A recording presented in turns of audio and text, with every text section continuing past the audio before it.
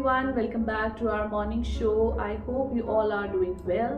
आज हमारी गेस्ट हैं राबिया जलाली जी। इनसे आप पहले भी मिल चुके हैं हमारे टॉक शो में, पर आज हम इनके बारे में जानेंगे और बहुत कुछ जानेंगे, बहुत सारी बातें करेंगे। So let's all join in our talk show with Rabia Jalali ji. Hello, अस्सलाम वालेकुम आंटी। वालेकुम अस्सलाम रहमतुल्लाहि व बरकातहू। और कैसी हैं आप? हाँ, अल्हम्दुलिल्लाह हम लोग खैरियत से हैं। कैसी आज रही आपकी मॉर्निंग? अल्हम्दुलिल्लाह अच्छी थी। और अब क्या कहा जाए, हमारे यहाँ तो माशाल्लाह बच्चे हैं, तो बच्चों में तो मॉर्निंग कब होती है आप मालूम ही नहीं आपको। और नाइट कब होती है? नाइट कब होती है पता ही नहीं चलता माशाल्लाह।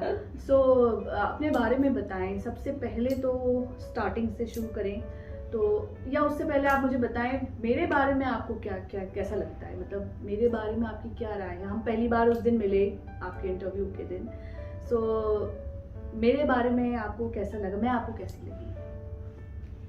अब अगर एक्चुअल पूछो तो मैं बताऊं? नहीं, एक्चुअली बताएं।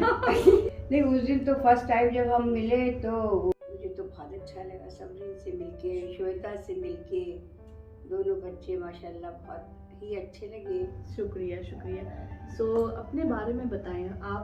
सबसे पहले तो आप बॉर्न कहाँ हुई, then where were you born, what up like that. So starting से अपने बारे में कुछ बताएं। अब स्टार्टिंग से आप देखिए तो हमारे जो फादर जो थे वो डिस्ट्रिक्ट सप्लाई ऑफिसर थी, TSO। तो अब्बा की ट्रांसफरेबल जॉब थी। तो हम जिस वक्त बॉर्न हुए हैं तो बस्ती का नाम सुना होगा, वहाँ पर अब्बा की हमारी पोस्टिंग थी, तो वहाँ हम बॉर्न हुए जी। और उसके बाद फिर अब जाहिर सी बात है, फिर अब्बा जहाँ ट्रांसफ़र हुआ गए हम। और फिर हमारा जो बचपन है वो हमारी ननिहाल में गुजरा। हाँ, लखनऊ में। ननिहाल हमारी लखनऊ की है। लखनऊ में एक जगह है अमीनाबाद, का नाम सुना होगा जी। अब अमीनाबाद से ही मिला हुआ आप चलेंगे आगे थोड़ा सा तो ख्यालीगंज है। ख्यालीगंज, हाँ, तो हम लोग ऐसे कहते थे ना, ख्यालीगंज जब बताते थे कि ख्याली, हाँ वहाँ बहुत ख्याल आते ख्याल तो बहरहाल वहाँ हमारी खाला लोग ने देखा कि अब हमारा जो नंबर था वो हमसे 3 भाई बड़े जी। तो हम अम्मी की सबसे पहले, मतलब 3 बेटों के बाद फिर हम, तो जाहिर है बेटी इतना, वो हमारी अम्मी भी इतना ज़्यादा, हमारी खालाएँ सब लोग बहुत ज़्यादा वो करती थी। तो फिर जैसे जैसे थोड़ा थोड़ा बड़े हुए तो हमारी खाला ने कहा कि अब मुझे बेबी के नाम से वो लोग तब मुखातिब करते थे। लाडली थी आप? हाँ, बहुत ज़्यादा। तो आप 10th तक तो हम वहीं पर रहे, खाला के पास, लखनऊ में। फिर PUC से हम चले गए अलीगढ़। हुई पूरी एजुकेशन अलीगढ़ में। 10th तक तो हमने लखनऊ में पढ़ा जी। फिर PUC से MA तक अलीगढ़ में। अलीगढ़ से पढ़ा। फिर आपकी शादी कब हुई? फिर शादी हमारी हुई है 82। एज क्या थी आपकी? मेरी 23 प्लस। अपनी शादी के बारे में बताएं, किस तरह शादी हुई? अंकल आए थे आपको देखने या बगैर देखे, जैसे पहले हो जाती थी बगैर देखे शादियाँ? ये शादी मतलब दोनों साइड की है। अच्छा, लव एंड अरेंज। माशाल्लाह, वेरी गुड। तो ये है किस्सा जी। अच्छा। और फिर हम लोग के रिलेटिव में है। रिलेटिव में। अब रिलेटिव से मतलब ये है कि हमारी जो सास है जी, वो हमारी सगी फूफू की बेटी है। अच्छा, तो शादी जब आपकी हुई तो शादी के बाद आप सीधे सऊदी गई थी? नहीं, जब हमारी शादी हुई है तब हमारे हस्बैंड जो थे वो मोदी नगर में थे। तो शादी के बाद फिर हम वहाँ चले गए और उसके बाद फिर मेरे ख्याल से कुछ ही मंथ्स रहे होंगे। तो हम डिलीवरी जब सना की होने वाली थी फिर हम बॉम्बे चले गए। अच्छा, क्योंकि हमारे अम्मी अब्बा बॉम्बे में ही रहते थे। तो बस उसके बाद 82 में आप समझ लो कि हमारी शादी हुई है। और फिर हम लोग मोदी नगर में थे, कुछ ही मंथ्स रहे होंगे। फिर सना हो गई 83 में जी। तो हम बॉम्बे में ही थे। और 83 में जब हम वापस आए हैं लखनऊ जी। ससुराल अपनी, तो हस्बैंड उस वक्त चले गए सऊदीया। हाँ, ओके। जी जी। ठीक है। और फिर हम अपने ससुराल में ही थे। अब ससुराल क्या, वो मेरी समझ लो बहनी हुई ना, सगी जी, बेटी। कितना वक्त रहे आप उस बीच में? आप उस बीच में हम लोग 2.5 कुछ ऐसे रहे होंगे। तो आप वहाँ सास, हाँ, मतलब उनके पास रही? सास ससुर नन देवर। तो फर्स्ट टाइम जब हम आए इधर, और उसके बाद से फिर हम बाहर ही बाहर, तब से ही आप सऊदी में? तब से सऊदीया में ही हम लोग थे। अच्छा, तो सना के बाद आपके 2 बेटे? सना के बाद फिर मेरे 2 बेटे, एक बेटा दमाम में हुआ। अच्छा। और एक बेटा मेरा रियाद में। और फिर हम लोग दमाम से हम लोग वहाँ जद्दा चले गए वॉर पीरियड में। जी। अब आप ये, हम लोग तो पहले विजिट पे ही थे जी। सऊदीया में, दमाम में। अब वहाँ से फिर अब ये होगा कि वॉर पीरियड हो रहा है, तो अब इंडिया वापस जाना है क्या? तो हमने कहा यार अब हमें तो नहीं जाना इंडिया, इतनी मुश्किल से हम लोग आए हैं उधर हाँ। से, और हम अब नहीं, मुझे नहीं जाना। जाते हैं। तो अब जो भी होगा, जीना मरना सब ये। तो ये तो सही बात है कि और जो क्या? लोग बाहर रहते हैं, खासतौर से जब बच्चे यूज्ड टू हो जाते हैं उन जगहों के, सो ना बच्चे जाना चाहते हैं, ना लोग वापस इंडिया की तरफ जाना चाहते हैं। सो ये तो एक आम बात है। सो वहाँ जो आप रही इतने साल, कैसी वहाँ का क्या लाइफस्टाइल है? मतलब यहाँ से कितना डिफरेंट है? आप यहाँ से मतलब इंडिया से इंडिया से सऊदीया, हाँ वही मैं कह रही हूँ, इंडिया से सऊदीया जो है जमीन और आसमान का फर्क है जी। आप पूछोगे कैसे? वो ऐसे कि इंडिया में आप पूरा मतलब आज़ाद है। इंडिया में आप आज़ाद हैं। आज़ाद इन द सेंस कि आपको कहीं भी जाना है आप जा सकते हो जी। किसी की मतलब रोक टोक नहीं है। और आप क्योंकि अब इंडिया में, अब हम लोग जब थे तो सारा काम, अब हस्बैंड तो थे नहीं, सना छोटी थी, तो सारा काम मुझे ही करना है ना अपना। सना को स्कूल ले जा करके छोड़ना है, और फिर घर का सारा काम करना है, और मार्केट से कुछ सामान लेना है तो शॉपिंग भी खुद ही करना है। ये नहीं कि मेरे पास कोई लोग हैं या कर देंगे। अब हस्बैंड होंगे तो चलो वही जा करके कर देंगे, तो सारा काम खुद ही करना है। अब वहाँ से आने के बाद यहाँ पर तो एक मतलब एक तो वहाँ की इंडिया की लाइफ स्टाइल आपको पता है जी, चारों तरफ कैसा कैसा मतलब एटमॉस्फेयर कैसा है और यहाँ आने के बाद फिर जाहिर है आपको मतलब घर एकदम पैक रहते हैं, बिल्कुल सोच ही बदल जाती है, सोच एकदम बदल जाती है आपकी, और पूरा घर भी पैक है आपका, तो और आप अकेले जा भी। उस वक्त की बात है जब हम लोग आए, उस वक्त का सऊदीया और अब का सऊदीया में ज़मीन आसमान का फर्क। उस वक्त तो हम लोग सोच भी नहीं सकते थे कि हम मतलब अकेले बाहर निकल जाए। हाँ। और सऊदी की लाइफस्टाइल में और यूए की लाइफस्टाइल में क्या फ़र्क है? सऊदी की लाइफस्टाइल और यूए की लाइफस्टाइल में तो फ़र्क है, क्योंकि यहाँ पे इंडिया का जैसा माहौल है।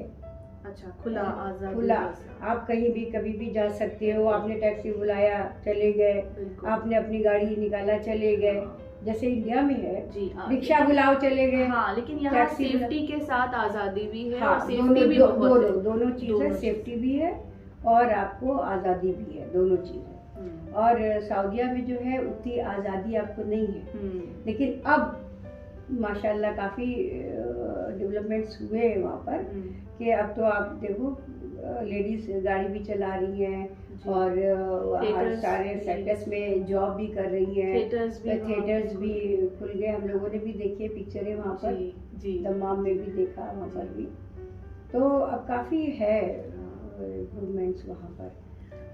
अच्छा, आपने कभी अपने बच्चों में मतलब आपका कोई फेवरेट बच्चा है आपके तीनों बच्चों में?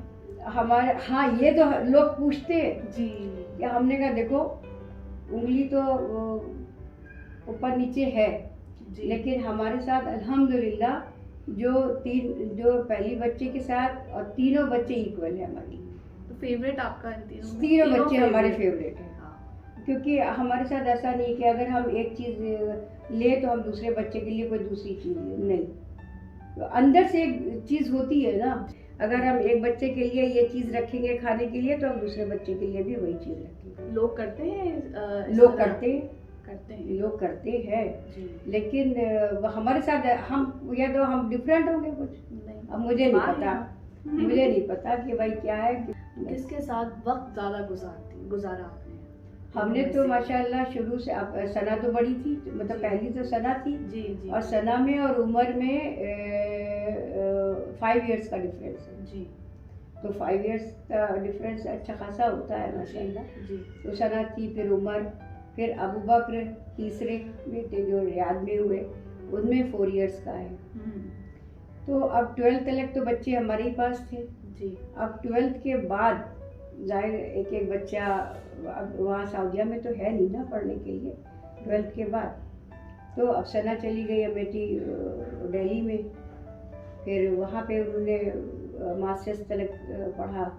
उमर चले गए 12th के बाद पूना, तो वो वहाँ पे रहे पूना यूनिवर्सिटी में। फिर वो वापस आए तो अबू बकर चले गए जामिया में, उन्होंने भी इंजीनियरिंग किया, इलेक्ट्रिकल इंजीनियर हो। अच्छा। अब जब हमको साथ रहने का वो, अब सना की फिर जब पढ़ाई किया उसे, तो अब बच्चे जाहिर है 3 महीना रहे, जितने दिन एक सेमेस्टर चलता था उतने दिन बच्चे बाहर रहते थे, फिर घर आते थे, और जैसे ही जिस दिन एग्जाम खत्म हुआ दूसरे दिन हम बच्चों को बुला लेते थे, पूरी छुट्टियां आपके साथ गुजारते थे। हाँ, फिर जितनी भी दिन छुट्टी होती थी बच्चे हमारे पास, तो वे लोग कहते थे कि अरे क्यों तुम लोग इतना पैसा खर्च करते हो और बच्चों की अभी छुट्टी है, रहने दो भी। हमने कहा नहीं, बस हमने बच्चों को भेजा है पढ़ने के लिए, पढ़े और एग्ज़ाम ख़त्म हो कल घर वापस। हम छोड़ नहीं सकते बच्चों को, चाहे वो सना हो चाहे बेटे हो। तो कभी आपने बच्चों में ये फ़र्क किया कि मतलब एक को एजुकेशन अच्छी मिलना चाहिए क्योंकि बेटा है और बेटी है, तो उसके हिसाब की एजुकेशन होना चाहिए, जो फ़र्क होता है आमतौर में बच्चों में कि एक को इंजीनियर बना दिया है, दूसरे को क्या घर में काम करना है, तो वो पुश नहीं किया पढ़ाई को के पीछे। तो इस तरह का फ़र्क कभी हुआ बच्चों में? नहीं, कभी नहीं हुआ। दोनों क्योंकि हम तो चाहते थे कि हमारे जो भी सब बच्चे माशाल्लाह अच्छी एजुकेशन मिले, क्योंकि हमारा भी मास्टर है जी, तो हम चाहते हैं बच्चे हमसे ऊपर जाए। हाँ बिल्कुल, हमसे ऊपर जाए, जो चीज़ें हमें पता है हम चाहते हैं कि हमारे बच्चे उससे ज़्यादा उनको वो गेन करेंगे। अरे एक बार क्या हुआ 12th के बाद सना के साथ, तो हमने कहा कि यार मुझे तो डर लग रहा है कि इंडिया भेजेंगे, क्योंकि वहाँ बातें होती थी ना कि इंडिया में अकेले बच्चे कैसे रहेंगे, और या तो फिर हमको भी जाना पड़ेगा। हमने कहा हम जॉब कर रहे थे। अच्छा, जब सना ने, जिस दिन सना का लास्ट पेपर था भी आएंगे हम तो हम जॉब कर रहे थे, तो हमने कहा अब हम छोड़ के जॉब, इतनी मुश्किलों से जॉब मिली है मुझे, मैं छोड़ करके वहाँ जाके कैसे रहूँ। मेरे पास 2 छोटे बच्चे भी हैं, उनको भी मुझे देखना है। तो हमने कहा अल्लाह तवक्कल पे सना को भेजो। तो बहरहाल हम चक्कर लगाते रहते थे, जैसे जैसे इधर छुट्टी मिली हम चले। तो अब हम लोग भी इधर से, मतलब कॉल तो हर वक्त ही रहती थी, अब मतलब बगैर फ़ोन के नहीं। अब तो आपका ये सब चल गया ना, IMO है, ये है वो है। उस वक्त हम पैसा खर्च करके कॉल करते थे, और इतना महंगा फ़ोन था, बहुत महंगा फ़ोन था उस वक्त। तो अब हस्बैंड कहते थे क्या तुम्हारे वक्त फ़ोन इतना, हमने कहा कुछ नहीं, बच्चे मुझे बात तो करनी है। हाँ, तो आपने जॉब कितने साल करी और क्या जॉब थी, मतलब उसके बारे में थोड़ा सा बताएं। हमने तो 18 इयर्स, 18 इयर्स थी। और अब जॉब हमने तो कैसे किया वो भी तो आप देखो, ऐसी एक दिन मतलब घर में हमने बहुत सारे काम किए, एक अब वो तो पीछे की बात है। और मतलब जब हम गए हैं तो हमने स्टिचिंग भी किया, और हमने ट्यूशन भी किया, बेबी सिटिंग भी किया, बहुत सारी चीज़ें हमने की हैं। और तो अब जब हम वो मतलब अकेले घर में, और बच्चे आते थे हमारे पास, हमारे बच्चे स्कूल जाते थे और टीचर्स के बच्चे हमारे पास आते थे बेबी सिटिंग में जी। तो सुबह 7 साढ़े 7 बजे बच्चे हमारे चले गए, उनके बच्चे सब आ गए। अब उनके बच्चे जब जाएंगे तो हमारे बच्चे आ जाएंगे, फिर शाम को ट्यूशन के बच्चे आ जाएंगे। तो आप पूरा दिन बिजी पूरा दिन बिजी। आपकी जिंदगी में कोई ऐसा वक्त, कोई ऐसा फेस आया जो बड़ा यादगार, तकलीफ दे भी हो सकता है, खुशी का भी हो सकता है, लेकिन बड़ा यादगार कोई पल, कोई दिन ऐसा जो हमेशा याद रहने वाला?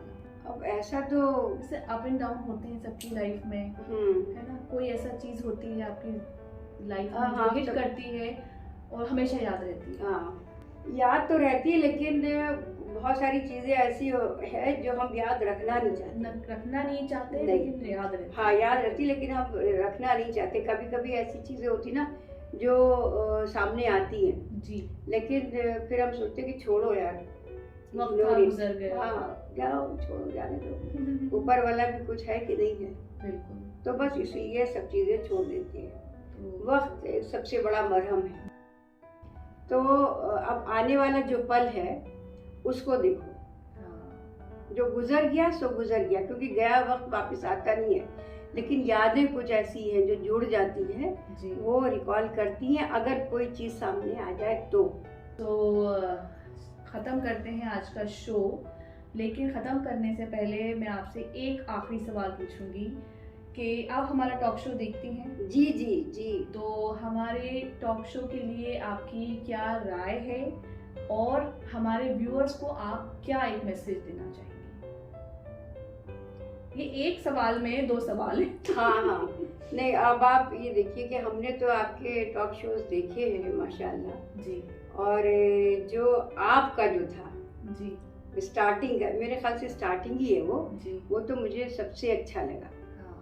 क्योंकि हमने कहा कि अरे समरीत ऐसी भी हो सकती है, माशाल्लाह, ये तो मतलब बहुत अच्छी बात है। और मुझे तो वो लोग ज़्यादा अच्छे लगते हैं जो आगे बढ़ते हैं, जो अपने अंदर मतलब आगे बढ़ने की ख्वाहिश जिनके अंदर है। क्योंकि हम खुद ऐसे हैं ना।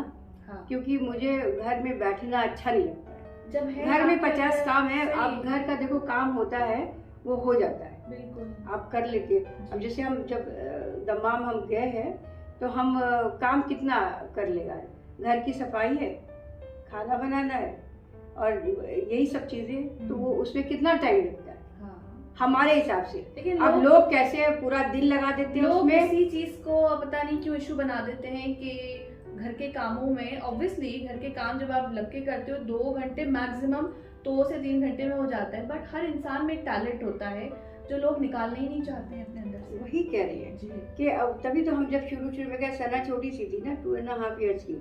अब सुबह उठ के अब हस्बैंड तो चले गए, उनका नाश्ता वाश्ता आपने बना के दिया, हस्बैंड सुबह चले गए।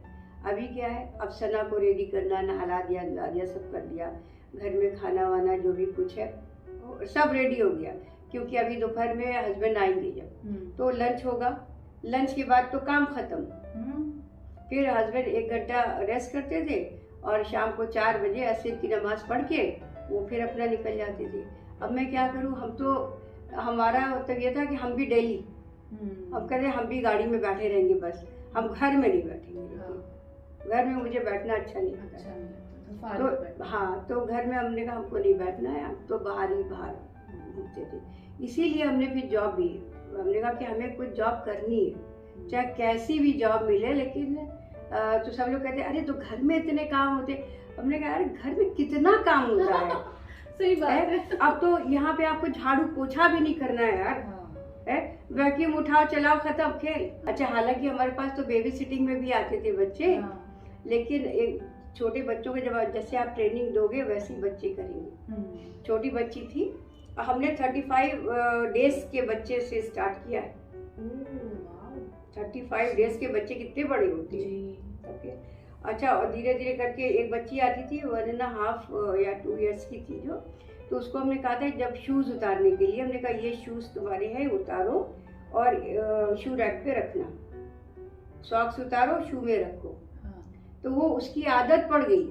अब वो जब घर जाती थी तो वो अपने घर में भी जब जाती थी तो शू उतार के रखा, तो कहती थी मेरा नाम, वो नाम नहीं उसको सही से याद था, तो कहती थी बाबिया आंटी ने कहा है कि ऐसे शूज उतारो ऐसे रखो।